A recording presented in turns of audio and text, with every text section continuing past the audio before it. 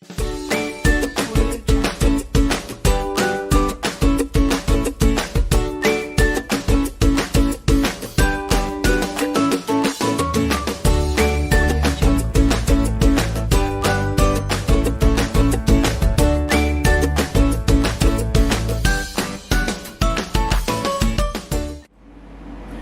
morning, my dear students. Today's topic is about multiplying fractions. What is the first rule? Look at your video screen. I would like you to focus your eyes on the video screen. This is the first rule in multiplying fractions. Multiply the numerators, multiply the denominators, and simplify the fraction. How? Let's have the first example. We have 1/2 times 1/3. In the rule, it says there, multiply the numerators. 1 times 1 equals 1. And 2 times 3 is 6. So your answer is 1/6. Yes. So just multiply the numerators, multiply the denominators, and then simplify the fraction. Okay, next example.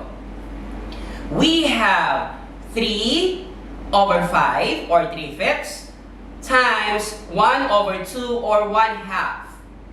Okay, so the same thing, we have to multiply the numerators and the denominators. We have 3 times 1, 3. 5 times 2 equals 10. So your answer is 3/10. Okay, next. Let's proceed to multiplying fractions by a whole number. But this time, Teacher Billy would like you to bring out your book, Math in Action 5A. Turn it on page 53. Okay. Let's have the first example. We have 2 times 3/4 or 2 times 3/4. What is the first rule in multiplying fractions by a whole number? Look at the video screen. It says there, change the whole number to a fraction. In that example, what is the whole number? We have 2, right? So we're going to change the whole number to a fraction. So, this is 2/1 times, you copy as is, 3/4 or 3/4 equals 6/4. Just multiply the numerator, multiply the denominator. Oops, we're not yet done. You have to simplify your fraction. What are you going to do? You are going to divide 6 by 4. Dividing 6 by 4, we get this number. It's 1 and 1/2 or 1/2. That's the answer. Next, simplifying before multiplying. Let's have this one example. Okay, this time, again, I would like you to focus your eyes on the video screen. We have 2/7 times 3/8. Okay, so what are we going to do, I should say, with this example? You have to cancel. Cancel what? 2. Cancel what? 8. So that becomes 1 over 7 times 3 over 4. Okay. So next, what are you going to do? The same thing, my dear students. Just multiply both numerator and both denominator. So your answer would be 3 over 28. Okay. Easy, right? I know, you know this. You have studied this one when you were in grade 4. Okay, next. Simplifying before multiplying. We have this example. 1 over 3 times 3 over 7. Can you see? Okay, very good. You have 2 cancel, 3 cancel, another 3. Okay, very good. So you have 1 over 1 times 1 over 7. Okay, you know the answer. Simply multiply. We have 1 over 7. Okay, next. Let's proceed to another example. We have this fraction. 5 over 6 times 3 over 5. So, what are we going to do? We need to do cancellation. Cancel 5, that makes 1.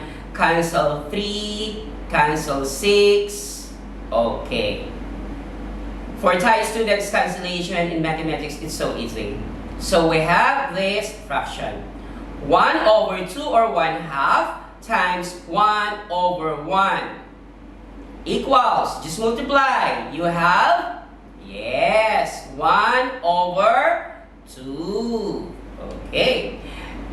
Let's do this another example.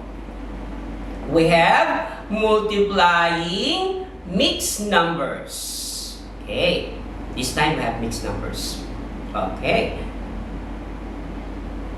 What's the rule? Rename the mixed numbers as improper fractions, then multiply the fractions, then simplify. Okay, let's have the first example.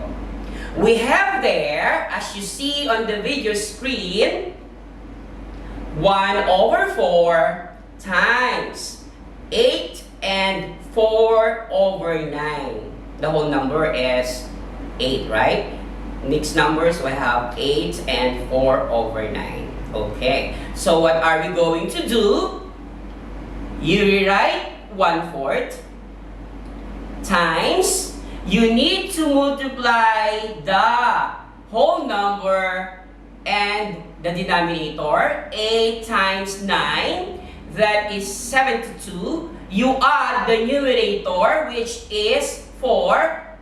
Your answer is 76. And then you remain, or the denominator should stay the same. Okay? You don't need to change. Okay, this is the right way. Okay, so we have 1 over 4 times 76 over 9. Again, let's do cancellation. You need to cancel 4, that's 1, and cancel 76, that is 19. The next step, we have 1 over 1 times 19 over 9. Simply multiply. We have 1 times 19. What is your answer? 19.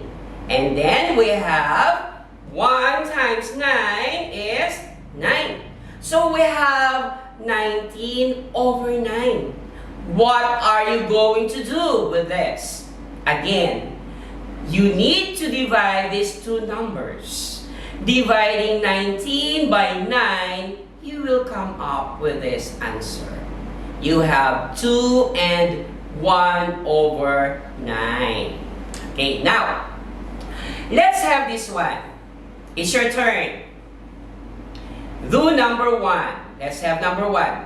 Let's practice to develop your skills in mathematics. Okay.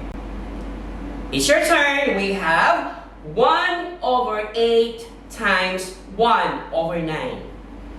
Teacher Billy told you, you need to multiply both the numerators and multiply both the numerators. What's your answer? Yes. You have... Okay, let's do this one first. And then just prepare a paper and a pen. You try to answer this. So we have number 1 and then we have number 2. Teacher Billy explained. So we have 6 times 1 over 3.